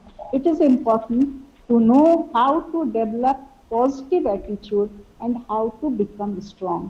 तो आपको हमने कुछ स्टेप्स बताया एंड आपसे हम आग्रह करेंगे कि आप ये बहुत कठिन नहीं है, अगर आप उसको करेंगे तो आप पाएंगे कि आप, because I have a very long association with my students, और कई स्टूडेंट्स मेरे पास आते हैं जो बोलते हैं कि मेरे कंसंट्रेशन का प्रॉब्लम है, हम पढ़ाई नहीं कर पाते हैं, दिमाग में कई तरह की बातें आती है। तो मैंने उनको सजेस्ट किया और वो ये पतंजलि के अष्टांग योग के आप 8 स्टेप को नहीं फॉलो कीजिए, कम से कम आप 5 स्टेप ही फॉलो कीजिए, तो आप जो है आपका कंसंट्रेशन बढ़ेगा, physically mentally you will be very very strong. So समय भी खत्म हो रहा है। I would like to end this session with a quote from Swami Vivekananda. उन्होंने कहा, जैसा तुम सोचते हो वैसा ही बन जाओगे, खुद को निर्मल मानोगे तो निर्बल, और सबल मानोगे तो सबल ही बन जाओगे। तो ये स्वामी विवेकानंद जी ने यूथ के लिए कहा है। He is a youth icon. और हम भी जानते हैं ड्यूरिंग माई लॉन्ग कैरियर और association with my students as a teacher, I found कि अगर वंस यू डिसाइड कि आपको सबल बनना है तो आप जरूर सबल बन सकते हैं। सबल बनने का मतलब हर तरह से, physically, I repeat again, physically, mentally, academically, skill wise, financially and intellectually. So you will be a complete person, you will be a strong person, and then only you will be able to contribute something to the society. So ये कि आपका लिए हम एक picture दिखा रहे हैं अभी कि आपका जो हर्डल्स है, आप कई बार स्टूडेंट्स के जो है उनके केयरलेसनेस हैबिट होता है, डाउट होता है, लेजीनेस होता है, लैक ऑफ कंसंट्रेशन होते हैं. तो all these things you can overcome if you have the will, जैसा कि स्वामी जी ने कहा है. So with this I show you one more picture. आप देखिए कि हम संवेशी विकास, हम यही चाहते हैं कि हमारा समाज जो हो वो विकसित हो, सोशल प्रोग्रेस हो, लेकिन उसके साथ ये जुड़े हुए हैं एनवायरमेंटल प्रोटेक्शन, इकोनॉमिक ग्रोथ, और ये 3 पिलर है. सोशल सोसाइटी जो है पीसफुल सोसाइटी हो, सोसाइटी का प्रोग्रेस हो, एनवायरमेंटल का प्रोटेक्शन हो और इकोनॉमिक ग्रोथ हो, तभी जाके सभी के लिए हम एक सस्टेनेबल सोसाइटी या डेवलपमेंट की बात समझ सकते हैं.